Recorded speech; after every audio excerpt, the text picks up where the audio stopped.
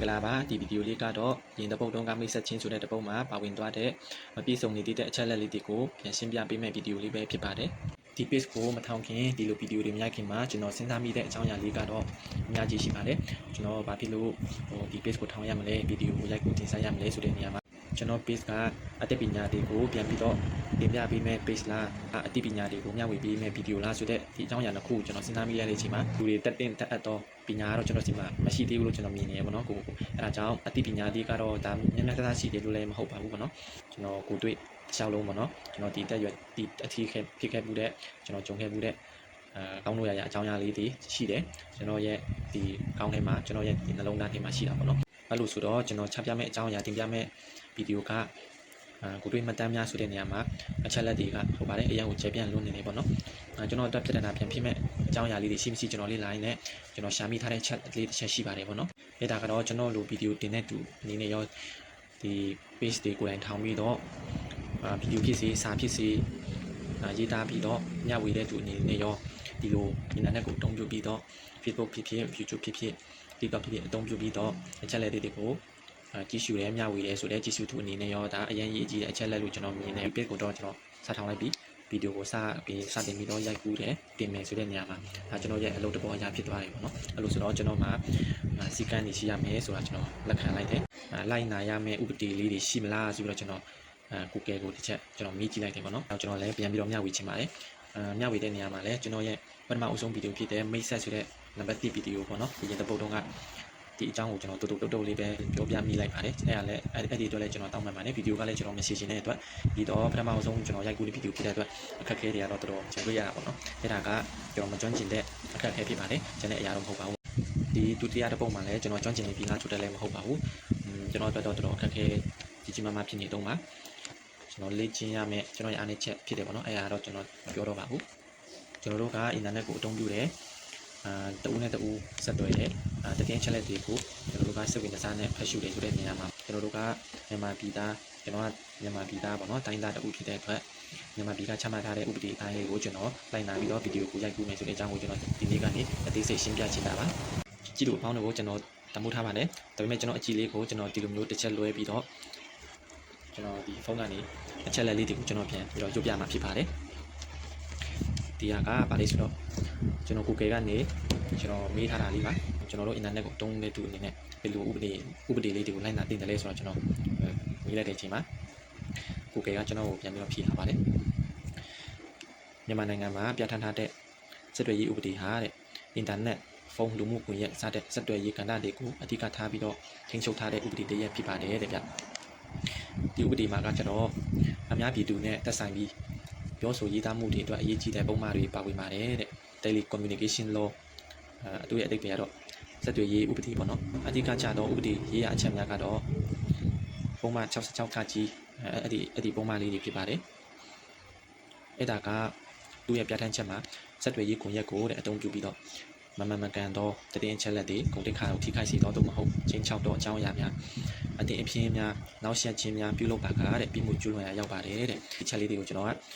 လေ့လာထားတဲ့အကြောင်းကြည့်ရှုသူပရိသတ်အပေါင်းတို့လည်းကျွန်တော်အသိပေးချင်တာပါအဲ့လိုဆိုတော့ကျွန်တော်ဒီဗီဒီယိုကိုတင်ပြီးဆိုရင်ကျွန်တော်ဥပဒေအတိုင်းပဲတင်ပါဆိုတဲ့အကြောင်းကို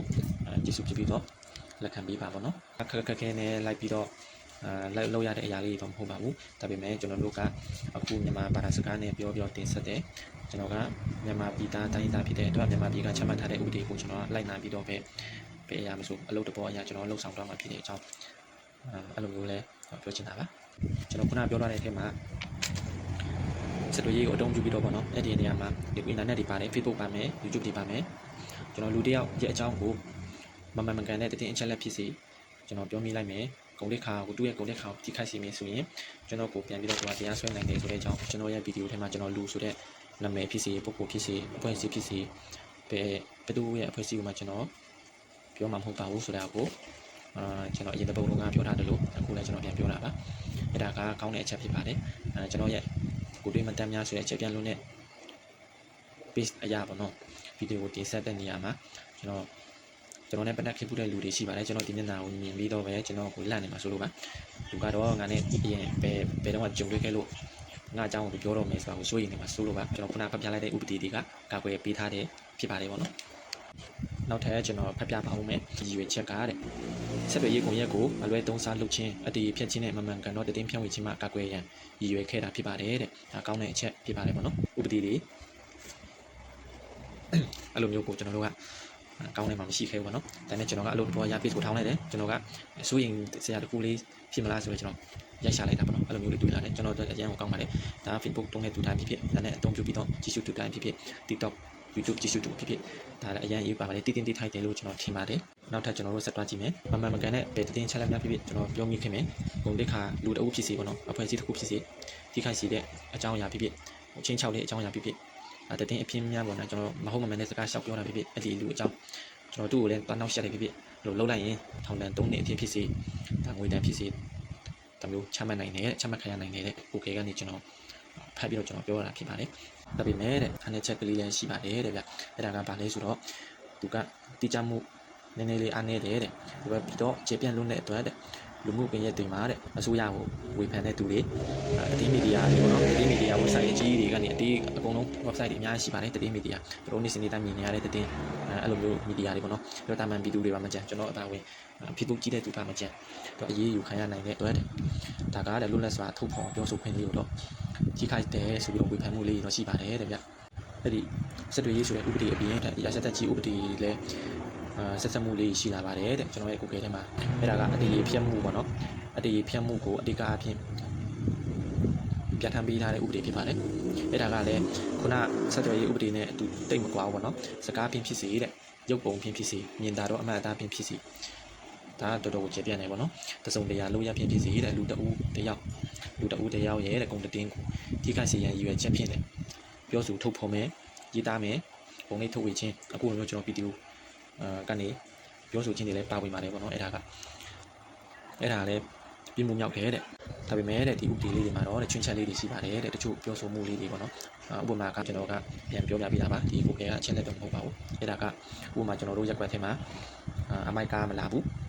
သူများရက်ကွက်မှာအမိုက်ကလာတယ်အဲ့ဒီအမိုက်ကမလာတဲ့အတွက်ကျွန်တော်တို့ဝေဖန်ပြောဆိုတယ်ရိုးတတာပုံမှန်လေးပေါ့နော်ရိုးတတာပါပဲကျွန်တော်တို့စီကအမိုက်ကမလာလို့အဲ့လိုမျိုးဝေဖန်တဲ့ဟာကိုတော့ချွင်းချက်အနေနဲ့ဥပဒေမမြောက်ဘူးဆိုတဲ့အကြောင်းဒီ Google ရဲ့အချက်လက်တွေကအဲ့လိုမျိုးရှင်းပြပေးပါတယ်ဗီဒီယိုကလည်းအချက်လက်လေးတွေကအရင်နည်းနည်းတွေ့ဖယ်နေပါသေးတယ်တိတိကျကျလေးမရှိသေးပါဘူးเนาะကျွန်တော်ပြောချင်တဲ့အချက်လက်တွေကိုကျွန်တော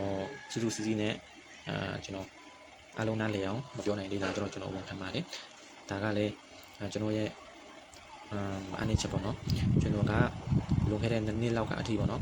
ကျွန်တော်အင်တာနက်ကနေဖြစ်စေဖုန်းကနေဖြစ်စေကျွန်တော်ဗီဒီယိုကြည့်ရတာမကြိုက်ပါဘူးကျွန်တော် Facebook မှာဗီဒီယိုအတူလေးတွေမကြည့်ပါဘူးဆက်လန်းတူတွေလည်းကျွန်တော်မကြည့်ပါဘူးဘယ်လိုဖြစ်ဖြစ်ပေါ့နော်ဗီဒီယိုကြည့်ရတာကျွန်တော်မကြိုက်ပါဘူးဖုန်းထဲကနေကျွန်တော်စာဖတ်တာကိုပဲကြိုက်ပါတယ်အဲ့ဒီအတွက်ဗီဒီယိုမကြည့်တဲ့အတွက်ကျွန်တော်ဗီဒီယိုမရိုက်တတ်ဘူးပေါ့နော်အဲ့လိုပဲအခုတက်ထိကျွန်တော် YouTube ကနေဗီဒီယိုမကြည့်မိဘူးTikTok ကနေလည်းကျွန်တော်ဗီဒီယိုမကြည့်တတ်ဘူးပေါ့နော် TikTok ကိုမတုံးတတ်တာပေါ့နော်အဲ့လိုဆိုတော့ကျွန်တော်ဗီဒီယိုမရိုက်ခင်လေးမှာတော့ကျွန်တော်ဝန်ခံပါမယ်နည်းနည်းပါးသူများဗီဒီယိုဆိုင်ကြီးလေးတွေကျွန်တော်လေ့လာကြည့်ရှုတယ်အဲ့ဒါလေးပါပဲဆိုတော့ဗီဒီယိုမကြည့်တဲ့အတွက်ဗီဒီယိုမရိုက်ကူတတ်ဘူးမတင်ဆက်တတ်ဘူးဖြစ်နေတာပေါ့နော်အဲ့ဒါလည်းမစိုးရိမ်ပါနဲ့ကျွန်တော်ကမြန်ဆန်နဲ့တက်သွားမှာပါကျွန်တော်စူးစမ်းပြီးတော့ပဲဗီဒီယိုတင်ပါပါအဲ့ဒီအတွက်နောက်ဗီဒီယိုတွေမှာလည်းဒီတက်ပူကောင်းတဲ့အကြောင်းအရာလေးတွေကိုပဲကျွန်တော်ရွေးပြီးတော့တင်ပါပါကျွန်တော်တင်မဲ့ဗီဒီယိုမှာအချက်လက်တွေကိုကောင်းကောင်းမွန်မွန်နဲ့ကျွန်တော်စူးစီးပြီးတော့တင်ဆက်ပေးနိုင်အောင်ကျွန်တော်စူးစမ်းပါမယ်ကြည့်သူအပေါင်းတို့တခုခုရတော့စီမဲ့ဗီဒီယိုလေးတွေပဲကျွန်တော်တင်ပါပါပုံတူတာဖြစ်စေအသိပညာအဲ့လိုမျိုးပေါ့နော်အသိပညာလေးတွေဖြစ်စေခန်းစားမှုလေးတစ်ခုဖြစ်စေရတာလေးပေါ့နော်ရတော့အောင်ဖြစ်စေကျွန်တော်တက်နိုင်ဆုံးကြိုးစားပြီးတော့တင်ပေးမှာဖြစ်ပါတယ်ဒီဗီဒီယိုလေးကတော့တော်တော်ရှည်သွားပါပြီအဲဆိုတော့ကျွန်တော်အနည်းချုပ်အနေနဲ့ပြန်ပြီးတော့ပြောပြပေးမယ်ဒီဗီဒီယိုကလည်းကျွန်တော်အရင်တစ်ပုတ်တုန်းကမိတ်ဆက်ဗီဒီယိုကိုပြန်ပြီးတော့ရှင်းပြပေးခြင်းပဲဖြစ်ပါတယ်ဘာမှတော့တူကြီးမမနဲ့ကောင်းမွန်လို့နေတဲ့ဗီဒီယိုတော့မဟုတ်ပါဘူးကျွန်တော်ဝန်ခံပါတယ်ဒီပြောလဲကျွန်တော်တောင်းပန်ပါတယ်ကြည့်သူအပေါင်းတို့လည်းကျွန်တော်ဗီဒီယိုကြည့်ပြီးတဲ့အတွက်ကျေးဇူးတင်ပါတယ်ကျွန်တော်ရဲ့ page ကျွန်တော်ရဲ့ channel ကျွန်တော်ရဲ့ account ကိုFacebook page YouTube channel TikTok account ကိုကျွန်တော် follow လေးလုပ်ပေးပါ like and share လေးလုပ်ပေးပါဗီဒီယိုကိုလည်းကြည့်ရှုပေးပါဆုံးအောင်လေးကြည့်ရှုပေးပါအဆင်မပြေဒါလေးတွေဖြစ်စေအဆင်ပြေလို့လည်းဖြစ်စေ comment မှာကျွန်တော်ကိုရေးသားပြီးတော့ပြောဆိုနိုင်ပါတယ်ကျွန်တော်ကိုဝေဖန်ပေးနိုင်ပါတယ်အားလုံးကိုဖိတ်ခေါ်ပါတယ်နောက်ဗီဒီယိုမှာကျွန်တော်ပူကောင်းတဲ့အကြောင်းအရာလေးနဲ့ပြန်တင်ဆက်မှာဖြစ်တဲ့အတွက်ကြည့်ရှုပေးဖို့ကျွန်တော်မေတ္တာရက်ခံပါတယ်အားလုံးလည်းကြည့်ရှုတင်ပါတယ်ပေါ့နော်ကြည့်သူအပေါင်းတို့